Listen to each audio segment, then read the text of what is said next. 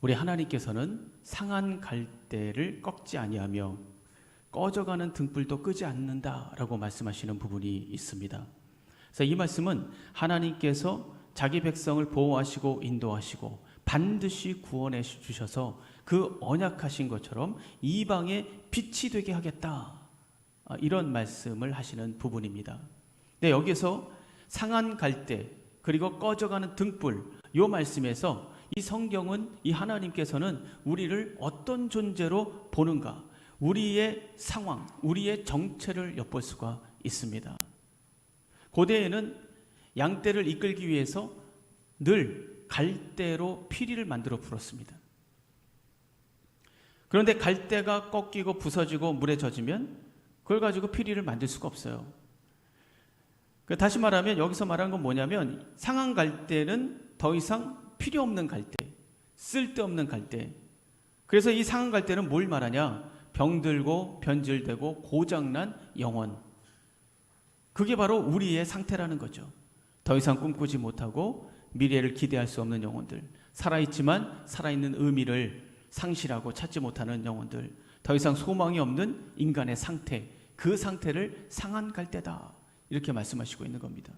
꺼져가는 등불은 기름이 있을 때는 심지가 활활 타오르면서 등불을 밝히지 않습니까? 그런데 기름이 떨어지면 불이 약해지고, 기름이 다 떨어졌기 때문에 뭐가 타겠습니까? 심지가 타는 거예요. 심지가 타면 안 되죠. 기름이 타야 되는데. 근데 기름이 다 떨어지면 심지가 탑니다. 그래서 꺼져가는 등불은 심지가 다 타 들어가는 그런 상황을 말하는 거예요. 여러분, 심지가 타버리면 나중에 거기에 기름을 부어도 불이 안 붙습니다. 심지가 타버리면. 그래서 이것은 회복이 불가능한 심지를 말하는 것이죠. 그래서 이것이 인간의 상태라는 거예요. 회복이 불가능한 상태, 이것이 바로 인간의 상태다라는 것을 꺼져가는 등불을 대해서, 이것에 비유해서 말씀을 하시고 있는 것이죠. 여러분, 우리 마음 깊은 곳을 살펴보면, 한번 여러분 마음 깊은 곳을 한번 정직하게 살펴보시기 바랍니다. 거기는 두려움이 있죠. 절망이 있습니다. 또 낙담이 있고 불안과 초조와 근심과 걱정이 있지 않습니까? 잠시 밑바닥에 가라앉아 있는 것뿐이지, 아프고 힘들고 괴로운 일이 다가오면 또다시 우리는 상한 갈대처럼, 꺼져가는 등불처럼 초라한 자신을 발견하지 않습니까? 매 순간순간 우리가 그것을 문제 앞에, 환난 앞에, 고난 앞에, 그런 것들을 우리가 발견하지 않습니까? 지난주에 우리가 말씀을 나눈 니고데모, 이 사람 모든 것을 가진 사람이었잖아요. 율법에 능한 사람이었고, 바리새인이었고, 사람들을 이끌어가는 지도자였고, 출세한 관리였고, 또 돈이 많은 부유한 사람이었습니다. 그러나 그에게는 해결되지 않는 갈급함이 있었어요. 모든 것을 다 가졌음에도 불구하고 갈급한 마음이 그 사람 속에 있었다는 거죠.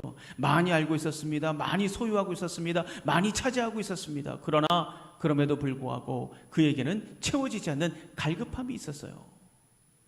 이게 인간의 상황 아니겠습니까? 오늘 성경은 또 한 명의 갈급한 심령을 우리에게 소개하고 있어요. 그 사람은 바로 사마리아에 있는 어떤 한 여인입니다. 근데 이 여인은 니고데모와는 정반대 사람이죠.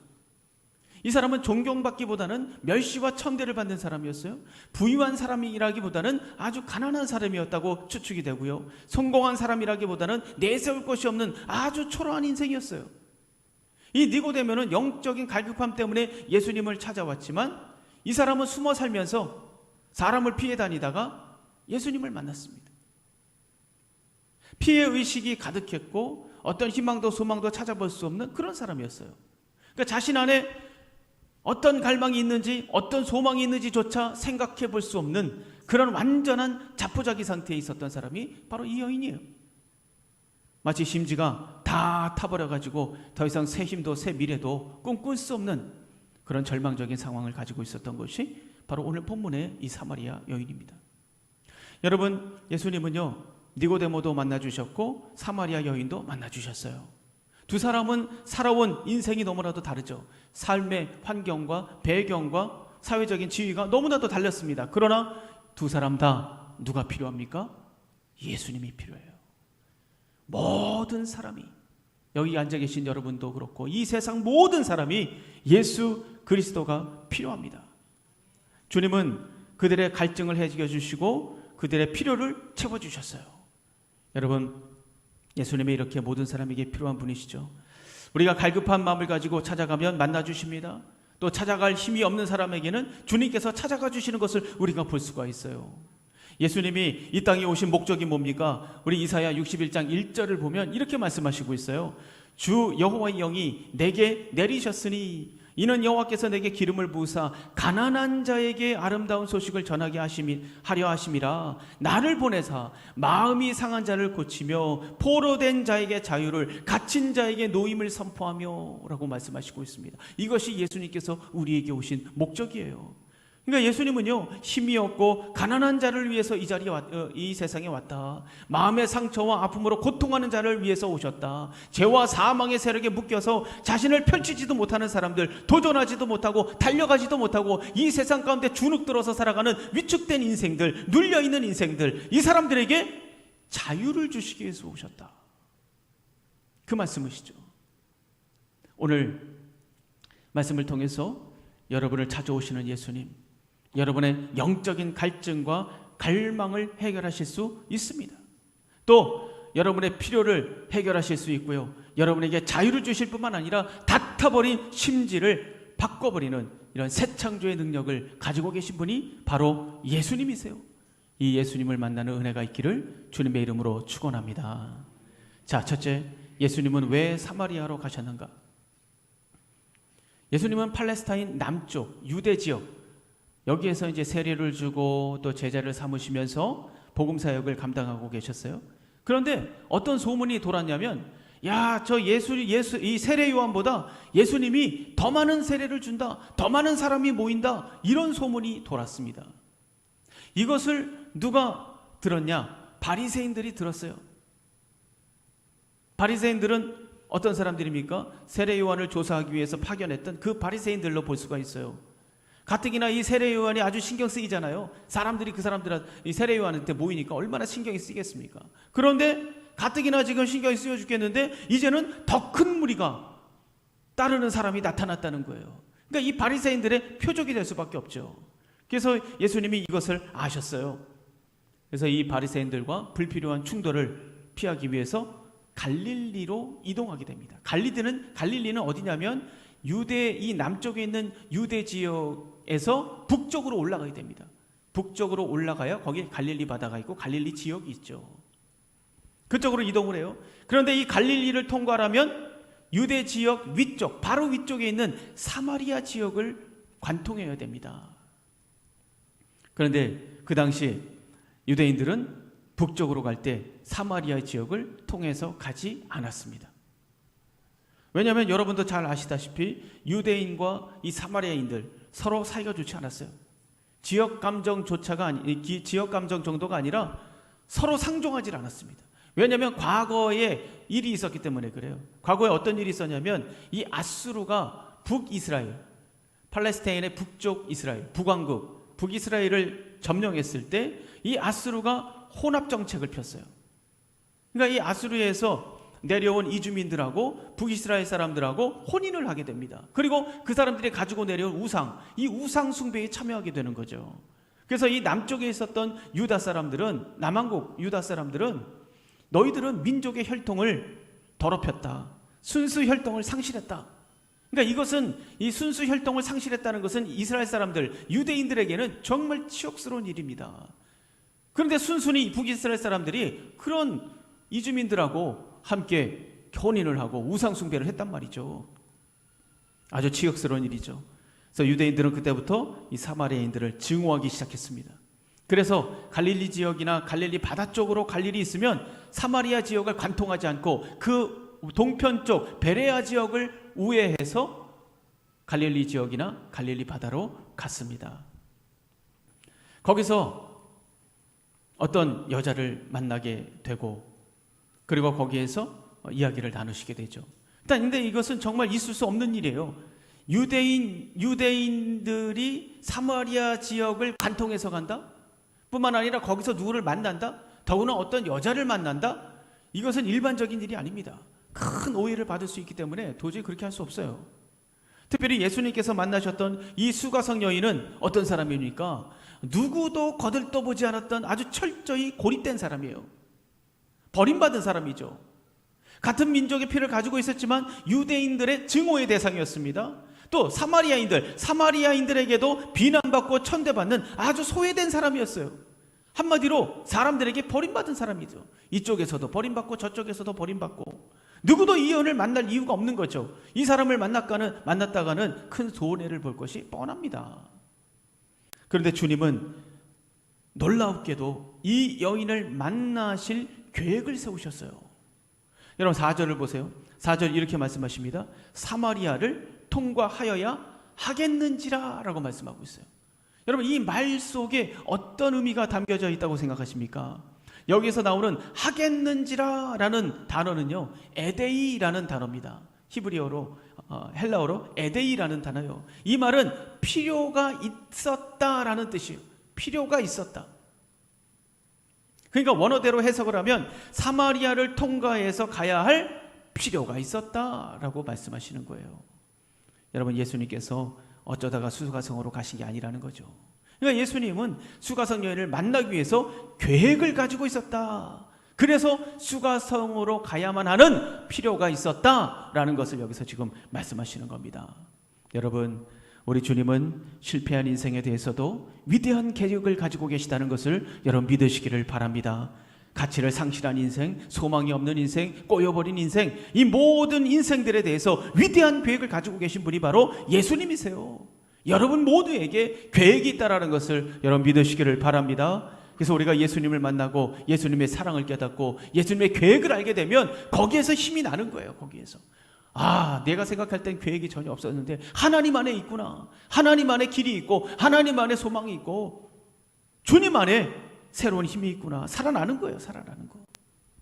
여러분 세상 사람들은 사람이 위대한 존재라고 말하지 않습니까? 만물의 영장이다. 가치 있는 존재다. 무한한 가능성을 가진 존재다. 이거 모르는 사람이 어디 있습니까? 여러분 다 그렇게 교육을 받고 자라났잖아요. 그렇게 알고 있잖아요. 그런데 왜 사람들은 이 사실을 알면서도 자신감이 없을까요? 용기를 가지지 못할까요? 담대하게 자기 능력을 펼치면서 아름답게 살지 못할까요? 그것은 들은 대로 내가 믿고 있지 않기 때문이죠. 왜요? 그것은 사람 스스로가 착각에 빠져 있기 때문입니다. 자기 자신이 그런 대단한 사람이라는 생각을 하지 못하기 때문이에요. 듣고는 있지만 그걸 믿지는 못하는 거죠. 왜냐하면 이 세상이 나를 판단하는 소리에 젖어 있기 때문에 그렇습니다. 이 세상은 나를 어떻게 판단합니까? 외모로 판단합니다. 숫자로 판단합니다. 학교로 판단합니다. 통장으로 판단합니다. 그래서 어느새 사람들은 그 판단에 젖어가지고 진짜 자기가 누군지, 진짜 어떤 존재인지, 내가 뭘 가지고 있는지 제대로 탐구해보지도 못하고 세상 판단에 끌려다니면서 한평생 살다가 죽음을 맞이하는 거예요. 우리가 예수 그리스도를 바라봐야 되는 이유가 바로 여기 있는 거죠. 왜요? 예수님이야말로 진리의 빛이기 때문에 그래요. 예수님을 바라볼 때 우리를 알 수 있기 때문에 그렇습니다. 나를 발견할 수 있기 때문에 그래요. 나의 진짜 모습, 나의 진짜 가지고 있는 것, 내가 어떤 존재인지 진리의 빛이기 때문에 예수님을 바라볼 때 우리가 그 진리의 빛 가운데 나를 제대로 볼 수 있는 거예요. 그래서 요한복음 1장 9절 뭐라고 얘기하십니까? 참 빛, 곧 세상에 와서 각 사람에게 비추는 빛이 있으니 라고 말씀하고 있지 않습니까?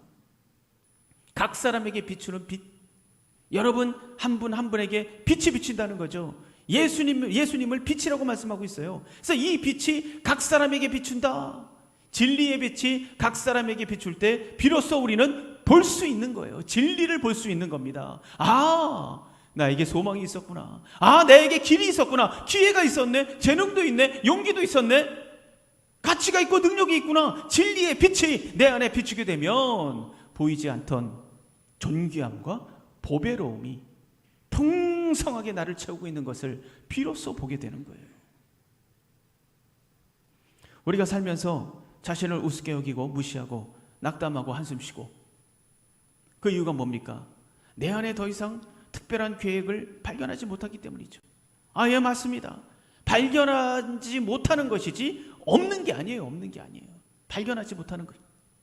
사마리아 여인은 모든 사람들이 거부했던 사람이에요. 모든 사람이 멸시하고 천대했던 사람들입니다. 자기 자신도 자기를 원망하고 자기 인생에 대해서 정말 허무감을 갖고 증오했던 사람입니다. 어느 누구도 이 여인에게 관심을 가지지 않았어요. 어느 누구도 이 사람에게 다가가지 않았습니다.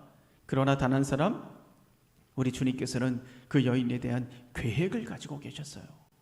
그리고 그 여인에게 다가가셔서 함께 하셨습니다. 여러분, 예수님이 왜 사마리아로 가셨는가? 계획이 있었기 때문이죠. 오늘 주님은 여러분에게 임하고 계십니다. 여러분 믿으십니까? 오늘 하나님께서, 우리 주님께서 여러분에게 오셨습니다. 믿으십니까? 왜 오셨습니까? 왜 임재하셨습니까? 계획이 있기 때문이죠. 계획이 있기 때문이에요. 여러분이 이 자리에 나오신 것, 주님께서 이 자리에 부르신 것, 계획이 있기 때문입니다. 세상의 모든 판단을 벗어버리고 진리의 빛 가운데 서셔서 하나님의 계획을 깨달은 그런 은혜가 있기를 주님의 이름으로 축원합니다. 두 번째, 예수님은 하나님의 선물이다 라고 말씀하시고 있어요. 하나님의 선물이다. 드디어 예수님께서요, 이 수가성 여인을 만나게 됩니다. 6절을 보세요. 6절에 보시면 거기 또 야곱의 운물이 있더라. 예수께서 길 가시다가 피곤하여 운물 곁에 그대로 앉으시니 때가 6시쯤 되었더라. 여기서 6시는 우리나라 계산법, 우리나라 시간 계산법으로 하면 오후 12시, 정오입니다. 정오, 낮, 한낮이에요. 여러분, 중동의 정오, 저는 뭐 가보지는 않았지만 태양이 장렬한다고 하지 않습니까? 중동의 낮은 너무 더워서 웬만한 사람은요 활동하지도 못한대요. 그런데 한 여인이 그 뜨거운 한낮에 운물가로 나오는 거예요. 운물가에는 아무도 없었습니다. 제자들도 음식을 구하러 동네에 들어갔어요. 예수님과 여인 둘뿐이었습니다. 그러니까 예수님께서 먼저 이 여인에게 물을 좀 달라 말씀하셨어요. 그때가 수가성 여인이, 그때 이 수가성 여인이 어떻게 말했습니까? 9절을 보세요. 사마리아 여자가 이르되 당신은 유대인으로서 어찌하여 사마리아 여자인 나에게 물을 달라 하나이까 하니 이는 유대인이 사마리아인과 상종하지 아니함이로라. 그러니까 이 여인의 대답을 보면 상당히 충격을 받은 것 같습니다. 그러니까 이 여자의 대답을 우리가 직역을 하면 이런 거예요. 아니 어떻게 당신은 유대인이면서 나한테 물을 달라고 합니까? 나는 사마리아인이고 여자인데 어떻게 그런 요청을 할 수 있습니까? 이렇게 따지는 거죠. 다시 말하면 지금 나한테 뭐 하는 거예요? 물을 달라고 하다니, 아니 유대인이 염치도 없나? 어떻게 나한테 물을 달라고 해요? 이런 말이에요. 이런 말. 우리를 싫어하고 멸시하고 천대하면서 염치도 없지 어떻게 나한테 물을 달라고 한단 말이에요? 더구나 나는 여잔데, 이렇게 지금 쏴붙이는 거죠. 그러니까 상당히 방어적이에요. 어떻게 보면 굉장히 공격적이죠. 그런데 이 여자의 태도는 쉽게 변하지 않습니다. 예수님께서 이 여자를 대화로 이끌어가기 위해서 계속해서 다가가려고 노력하지만 이 여자는 딴청을 부리고 딴지를 부리죠. 9절에서, 지금 9절에서도 그랬고 10절도 한번 보세요. 거기 보시면 생수를 주겠다라고 말씀하시는데 이 여인은 야곱의 운물을 말하면서 야곱보다 당신이 큽니까? 이렇게 묻습니다. 빈정대는 거예요. 14절에서도 예수님은 영적인 필요를 말씀하시는데 이 여인은 다른 얘기를 하고 있어요. 16절도 보세요. 거기에 그녀의 아픔을 이야기하셨는데 이 여자가 그 아픔에 대해서 얘기하지 않고 화제를 확 돌려버렸습니다. 그러니까 예수님은 끝까지 다가가려고 하셨지만 이 여인은 끊임없이 자기를 방어하고 공격하고 비아냥거리고 새로운 관계를 거부하는 것을 볼 수가 있습니다. 그 이유가 뭘까요? 이 마음이 이해가 되세요? 아마 다 이해가 되실 겁니다. 세상에 대해서, 사람에 대해서 마음을 닫아버렸기 때문에 그래요. 마음을 닫아버렸기 때문에. 왜냐하면 이 여인 안에는 버림받았다는 아픔이 있었어요. 삶의 의미와 희망을 잃어버린 절망이 있었고요. 모든 사람이 나를 싫어한다는 외로움이 있었어요. 그래서 이제 더 이상 그 골마터진 환부가 건드려지는 것이 두려운 거예요. 자기 아픔을 들키고 싶지 않은 것이죠. 자신의 이 아픔을 오픈하고 싶지 않은 거예요. 왜? 더 이상 아프기 싫으니까. 더 이상 상처받기 싫으니까. 왜냐면 마음 열고 다가갔다가 또다시 상처날 것이 뻔하잖아요. 이 여자가 생각하기에 뻔하다 뻔해. 내가 다가가봤자, 문을 좀 열어봤자 난 상처받을 거야. 날 싫어할 거야. 날 버릴 거야. 이렇게 생각해요. 그래서 누군가와 관계 맺는 것이 두려운 거예요. 이제 누구에게도 사랑을 구곡을 하고 싶지 않은 겁니다. 그래서 자기를 아주 그냥 철옹성처럼 지키고 있는 것이죠. 들어오려고 하면 쏴붙이고. 그러면 목사님 그냥 내버려 두면 되는 거 아닙니까? 그런 사람들 자기 인생 뭐 자기가 사는 건데. 여러분, 이것이 바로 타락한 이 세상의 생각이에요.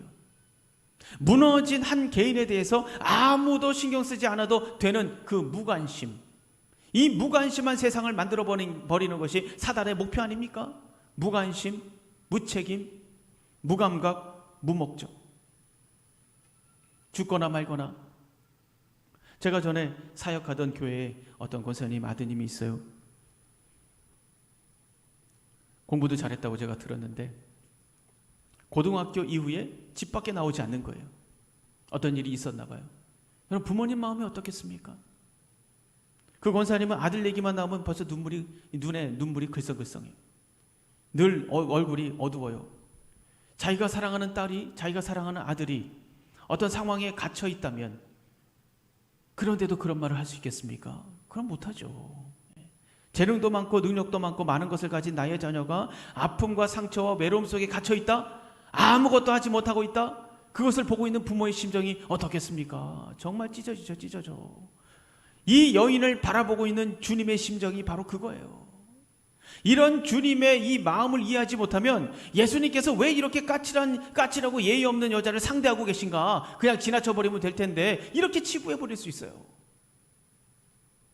그런데 여러분, 이 여인의 모습에서 우리는 우리 자신의 모습을 볼 수 있어야 돼요.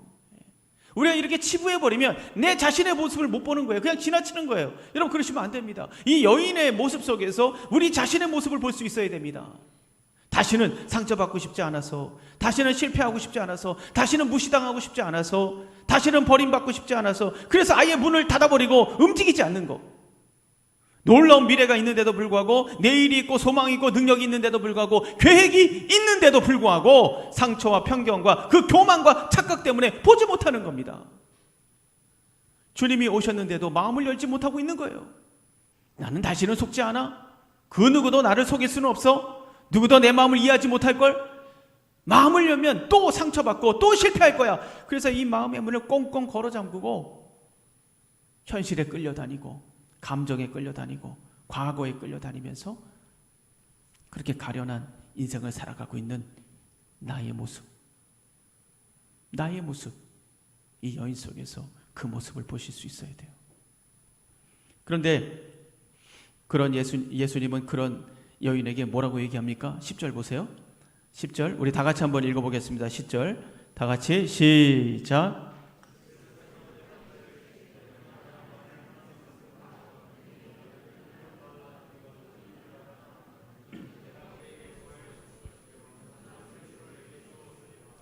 여러분, 예수님께서 지금 뭘 얘기하고 있습니까? 구원의 비밀을 알려주시고 계신 거예요. 구원의 비밀. 그러니까 이 니고데모에게 뭐라고 얘기했습니까? 이 니고데모에게는 거듭나야 된다라고 말씀하셨잖아요. 그런데 이 여인에게는 이해하기가 쉽게 이 여인 수준에 맞춰서 이야기를 하시죠. 하나님의 선물이 있다라고 말씀하셔요. 하나님의 선물. 너에게 하나님의 선물이 있다라는 걸 가르쳐 주는 거예요. 또 계속 이야기하십니다. 지금 물을 달라고 하는 사람이 누구인지 알았다면 이라고 말하고 있어요. 누구인지 알았더라면. 그래서 예수님은 바로 가가지고 내가 메시아야 이렇게 말씀하시지 않고 있어요. 이게 뭐냐, 왜 그렇게 하셨을까요? 이 여인의 마음을 살피면서 배려하면서 이 여인이 마음을 여는 만큼 조금씩 다가가고 계신 거예요. 마음을 여는 만큼. 그냥 이 문을 그냥 확 제끼고 불쑥 들어가신 게 아니에요. 우리 주님은 인격적인 분이시죠. 그래서 마음을 여는 만큼 조금씩 그를 배려하고 있는 것을 볼 수가 있어요. 그러니까 주님께서는 이 여인에게 말씀하시는 겁니다. 너에게 하나님의 선물이 있어. 하나님의 선물이 계획되어 있어. 너 계획이 없다고 생각하지? 너 상처받을 거라고 생각하지? 아니야. 너에게 하나님의 선물이 계획되어 있다. 이걸 지금 말씀하시는 거죠. 그리고 너는 알아보지 못하지만 바로 너 앞에 하나님이 계신다. 사랑하는 성도 여러분, 여러분에게 선물이 있다는 것을 믿으시기를 바랍니다. 바로 여러분 앞에 하나님이 함께하고 계시다는 것을 믿으시기를 바랍니다. 여러분, 이것이 중요해요. 이것을 확신할 수만 있다면, 이것을 붙잡을 수만 있다면 하나님께서 나의 주도권을 잡으시고 나를 이끌어 가실 수 있는 거예요.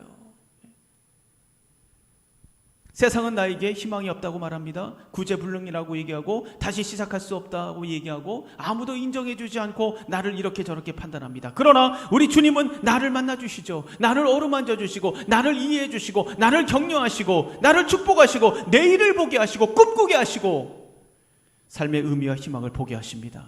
문제는 뭡니까? 우리의 편견이에요. 우리의 오만입니다. 이거 내려놔야 됩니다. 아픔과 상처 때문에 만들어진 이 편견과 착각들, 자신을 보호하기 위해서 높이 쌓아올린 그 장벽들, 그 교만과 오만의 장벽들, 이거를 깨뜨려야 됩니다.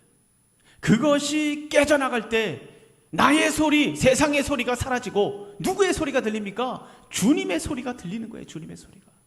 그래서 중요한 것이 뭡니까? 10절 하반절에 뭐라고 얘기하고 있어요? 내가 그에게 구하였을 것이요 그가 생수를 내게 주었으리라. 여러분, 구원의 큰 비밀 중에 하나가 뭡니까? 그것은 구하는 거예요. 구하는 것이라는 것을 우리가 여기서 알 수가 있어요. 자신의 어떤 편견과 교만과 아집과 오만을 버리고 하나님 앞에 구하는 거예요. 하나님, 나 살고 싶어요. 하나님, 나 구원받고 싶어요. 나 다시 살아나고 싶어요. 다시 일어나고 싶어요. 다시 달려가고 싶어요. 나의 외로움과 상처, 아픔을 해결하고 싶어요. 자신의 이 처참한 상태를 인정하는 것이죠. 주님이 아니면 안 된다라는 것을 깨닫고 주님 앞에 나아가는 겁니다. 이렇게 주님 앞에 구할 때 주님은 우리에게 약속하시고 있잖아요. 지금 약속하시지 않습니까? 뭘 약속하고 계십니까? 구하는 자에게 무엇을 주겠다? 무엇을 주겠다? 생수를 주겠다라고 말씀하시고 있습니다. 여러분, 생수를 주시겠다는 주님의 약속 믿으십니까? 하나님의 선물이 있다는 거 믿으십니까? 주님은 창조 때부터 지금까지 거짓말한 적이 없어요. 구약 성경과 신약 성경 대조해 보세요. 틀린 게 있나? 거짓말하고 있는 것이 있나? 여러분, 대조해 보세요. 없습니다. 신실하신 주님의 약속을 바라보시면서 장벽을 깨뜨리시고 생수의 기쁨을 누리시는 저와 여러분이 되기를 주님의 이름으로 축원합니다. 자, 마지막 세 번째는요, 예수님은 솟아나는 샘물입니다. 솟아나는 샘물. 이 여인은 예수님께서 말씀하신 생수, 이 말을 제대로 이해하지 못했어요. 그래서 이 여인이 묻습니다. 11절 12절을 참고하면 뭐라고 얘기하냐면, 우리 조상 야곱, 이 야곱의 우물은 깊은데 어떻게 당신이 거기서 생수를 가져다 줄 수 있습니까? 그러니까 이 여인은 이게 생수가 그냥 물인 줄 알았던 거죠. 물. 예. 여러분, 유대인들은요, 고여있는 물, 이건 죽은 물이라고 생각했어요. 그래서 어떤 의식을 행할 때는 그 물을 사용하지 않고 흐르는 물을 가져다가 사용을 했습니다. 그래서 흐르는 물, 솟아오르는 샘물, 이게 생수다라고 여겼습니다. 그런데 이 야곱의 우물은 깊은데 여기서 어떻게 흐르는 물을 가져올 수 있습니까?